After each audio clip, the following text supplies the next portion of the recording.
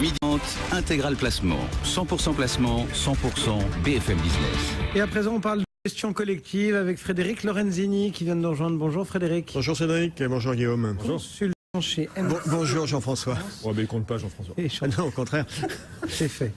Ce matin, vous choisissez de répondre à un auditeur, un internaute, Victor, qui nous a interrogé par mail sur un fonds, le fonds Anthracite, signé par la financière de la Cité. Et Victor nous dit, compte tenu de la situation actuelle, est-ce un bon point d'entrée? Alors dites-nous. Alors, d'abord, qu'est-ce que c'est que ce fonds Anthracite? C'est géré par la financière de la Cité. La financière de la Cité, c'est une boutique, c'est même une petite boutique, c'est une petite maison de gestion artisanale, mais ce qui est souvent plutôt un point positif. C'est un fonds qui investit en SMID européenne, en petite et moyenne capitalisation européenne, avec un portefeuille assez concentré de 40-50 lignes. Et ce qui est intéressant, quand on regarde la structure du portefeuille au niveau géographique, c'est qu'on a une bonne diversification géographique. C'est-à-dire qu'il y a effectivement à peu près 20-25% d'actions françaises, ce qui est logique pour un fonds géré par une compagnie française, mais vous avez clairement une vraie diversification géographique, dont une diversification en Allemagne qui représente plus de 30% du portefeuille. Donc ça, c'est positif. Attention, on est investi en actions européennes, donc il y a des actifs libellés en euros. Vous avez aussi des actifs libellés dans d'autres devises que de l'euro. Donc c'est un facteur de risque pour l'investisseur.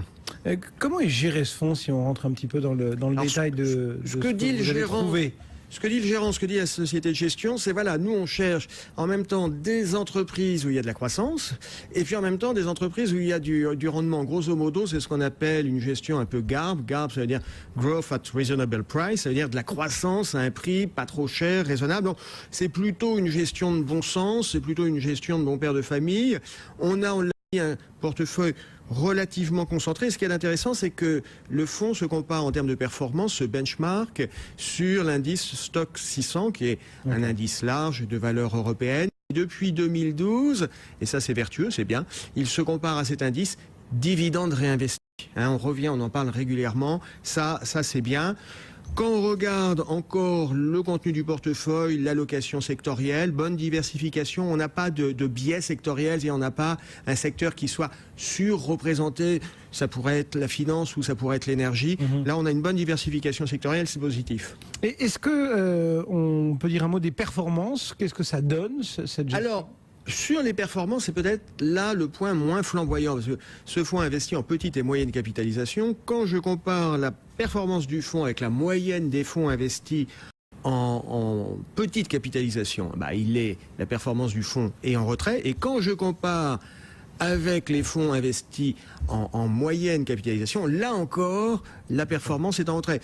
Donc, cette comparaison n'est pas toujours en faveur de ce fonds Anthracite. Malgré tout, Victor nous demande si on est dans un point d'entrée sur ce fonds aujourd'hui. Est-ce qu'effectivement le contexte autour, notamment de ce type de valeur, peut...